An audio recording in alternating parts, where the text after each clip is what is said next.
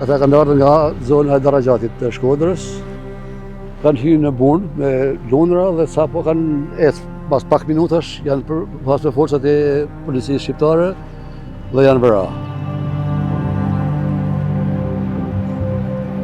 35 vjet më parë, më 19 dhjetor 1990, ky vend në fshatin Shënkoll në malin e Zi u bë skenë e një krimi shtetëror. 2 varka me disa shtetas shqiptar nga qyteti i Shkodrës ishin nisur për t'u aratisur prej Shqipërisë në diktaturë.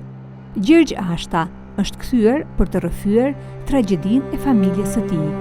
Rojet kufitare të shtetit shqiptar vranë në kufirin midis Shqipërisë dhe malit të Zi 5 shtetas shqiptar në përpjekje për t'u arratisur. Ndërta, atë natë ishte edhe Liliana, 11 vjeç. Në varë kanë qenë një shtetas 10 veta kanë qenë. Janë vëra 4, Pali, Zadia, Nana, vajza Liliana, ajo është vëra. Jo ka rënë ujë dhe ka dhënë mundësia kuj me kap me vunë sulë me gjertë ledhe. Ashtë shduk që ata dhe nuk thështë gjithmonë. Shteti i malit të Zi i mori kufomat dhe i identifikoi përmes të mbijetuarve. Me procedura shtetërore i varrosi në këtë vend të quajtur Varrezat Katolike të Shënkollit. Antoni, banori fshatit Shënkoll, kujton atë ngjarje që tronditi thellësisht komunitetin.